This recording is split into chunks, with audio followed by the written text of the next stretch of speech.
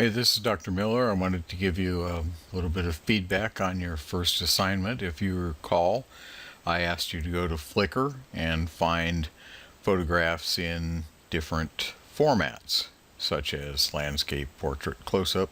Also had a category called artsy or creative. And the particular photograph we're looking at right here, I think fits that mold of the creative. There were some really cool stuff that you guys found, and really appreciate the effort that you all made in finding some really good stuff. For the most part, most of you did a pretty good job of describing things. A couple of you had a little bit of problem.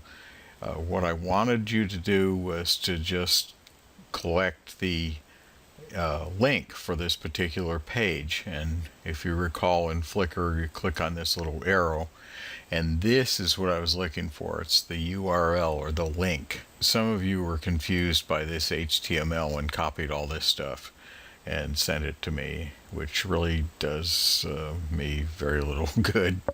But I just wanted to make sure that you understand this is the link and this is what you want to get. And it's also useful if you're using Flickr and you wanted to send some photographs up to Flickr and then maybe send it to somebody in an email. You can just go here to this arrow, click on it, and copy that. Let me just select a few of them to kind of respond to. This one I love. I think it's very creative, and it's mysterious, and that's one of the things that is interesting about this photograph. You don't know what the heck it's here for.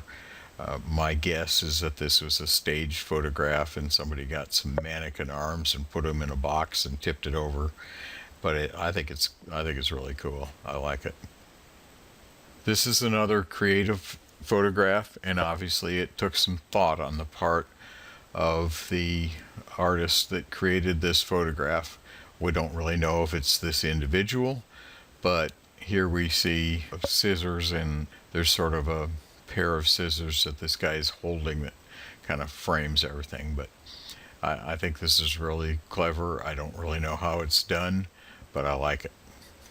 A lot of you, for close-ups, used variations on eyes, either the human eye or an animal eye. And I think that's great. And, you know, if you think about it, what we're trying to do in this class is to develop your eye as a photographer. So I think it's kind of appropriate that so many of you selected eyes. This is obviously a close-up because it is very close. In fact, the eye is actually bigger than it would be in life. And we can see reflections, and we can see the lashes here. It's just a lovely photograph.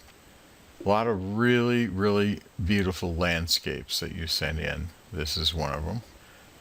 As far as the portraits, for the most part, I think you did a really excellent job in finding portraits. Remember, the characteristics of the portrait is that the subject really is the dominant feature here, and also that there is the impression that the poser, the person that is the subject of the photograph, is actually aware that the camera is there, and I think this meets this criteria. I was very interested in the fact that several of you sent in black and white photographs and indicated your interest in black and white photography, which I think is fantastic. Now, we're taking with our digital cameras, we kind of automatically take color photographs, but it's not difficult to make them black and white. Those of you that use Instagram, and I kind of cringe at that a little bit, know that you can put filters on to make something a black and white image. Well, the software that we're going to be using, Pixlr, will certainly let you do that. In fact, one of the assignments that you're going to have down the road will be to create an image that is specifically black and white. This is a photograph that was in the mode of the candid or the documentary or the lifestyle photograph. Anybody that has been to this site, it's the Tomb of the Unknown Soldiers, and it's in Arlington, Virginia at the National Cemetery there. And they have a ceremony it's the changing of the guards that are stationed at this memorial, this tomb. And this particular photograph, I think, is meaningful to people that have been there.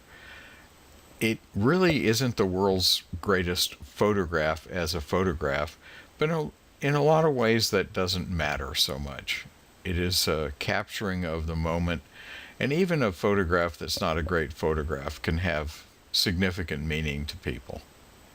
This was a photograph that was submitted in the artsy creative category, and that it is. And there's two things that kind of, well, three things really that kind of make this artistic. One is the subject is not looking at the camera. I guess technically it's still a portrait, but we're just seeing the back. It's a bride. And so that's one element. The positioning of the subject is creative. Another is that it's very gauzy and it looks to be out of focus, although I think in fact it's really in focus up in here and not so much out here. So this may be a filter that's put on afterwards, and then this kind of a mosaic effect that overlays this, that's definitely a layer or a filter of some sort that's placed over this. So this is a creative photograph. I like this photograph, and it's not something you do with just the camera. You need to have the software to manipulate your image, and we'll be getting into doing that later in the class. This is also one that was submitted in the creative area, and I love this. It's just a cool photograph, partly because, well, I mean, cats are among the most photographed animals on the planet to begin with, and they're interesting. There's no question about just visually, it's an interesting animal. But the way that this used a filtering process to enhance the blue and bring out the kind of the artistic side of this, I think it makes it a really, really great photo. Here we have another close-up of an eye. I believe it's a chicken. This is another close-up. Certainly meets the criteria. Blueberries. Now here's a portrait. I love this. This is just a beautiful portrait. One of the things that you should look at is how is the subject, this child, positioned in here. Note that it's not dead center. By having the subject off to the side a little bit, it actually makes it interesting. Another thing that makes this interesting is this dark element put over here, and then there's a lighter side, including the child's shirt, over here. So that contrast, that all makes it a very interesting photograph. And of course it wouldn't be a great photograph except for the fact that this is a beautiful child, and very open-eyed, very innocent. I love that. Here's a portrait. I thought this was really interesting. This student that submitted this actually found it because the subject has the same name as the student, which I think is a pretty clever way of looking at things. But I really like this. It's kind of whimsical. It's pretty obvious that the subject is aware of the camera, but definitely not looking at the camera, and has this kind of almost goofy look. But I think that's a really cool portrait. Now here's a portrait of a dog. And again, we have that question, does the dog know it's being photographed? Well, probably not, but the dog knows that there's some kind of attention being paid to it. And I know that's what my dog likes, especially if a treat is involved. But again, here we have the subject is not directly in the center. Sometimes that works. Earlier we had a black and white photograph of an older man that was just very much centered, but it also totally filled the frame.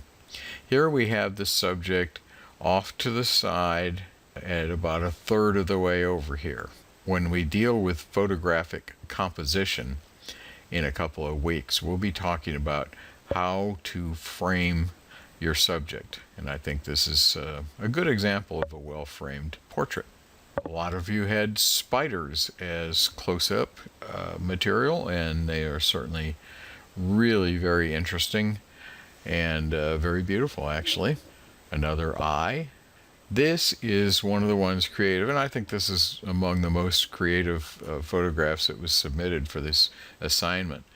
I think this is really very clever. Obviously, it's staged. I don't really know if this is manipulative in the sense that perhaps it's this photograph with another photograph laid over it and then this looking and it's not really a mirror at all, or whether it was concocted in some other way. That's one of the things that makes photo manipulation really interesting, is you can come up with some things and people are saying, how do they do that? And I'm certainly saying, how do they do that? I think this is very, very clever and a really great photo. Here's another portrait.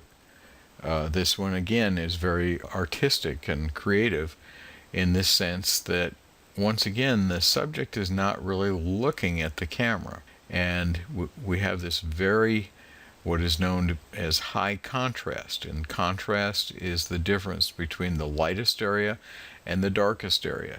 So you have almost white, and then you go to black. And this black and white imagery, again, is very dramatic. And part of it is the positioning, part of it is the posing. And this is also one that doesn't appear to be in focus. Well, a lot of portraits are actually using filters, or maybe they're even shot out of focus, but most of the time it's actually an applied filter. The gauzy look of filters, sometimes known as soft focus, is frankly kind of appealing, and it also eliminates some of the imperfections, say, of the human skin. But it's interesting. Now, this also has kind of these scratches and things on it that make it another element of creativity. Some people don't like that kind of thing, and some people do. I just think this is a very nice portrait. Again, this is a very high contrast, extremely high contrast photo that we could call a portrait, but you just see almost the whitest of the white areas, and everything else is black, so it's very dramatic lighting. Another nice landscape. I really like this. It's a landscape, but it also could be considered to be a candid photo. I mean, you do have these people over in here. We have kind of the artistic element of this being out of focus. We have just kind of some lights that just sort of blur out back here. There's something about the use of lenses on the camera that we'll talk about later that comes into play here. Pretty nice photo, though. This is a great photograph of a close-up. This is a old-fashioned record player with the tone arm down on the vinyl. I think that's a very beautiful photograph. I really like this. It's artistic. It's a bit confusing, but it's a cool photo. So I hope this gives you some idea of what I was looking at. I know there's hundreds of photographs that we'll be looking at throughout this course. The more photos you look at, the better you will be as a photographer.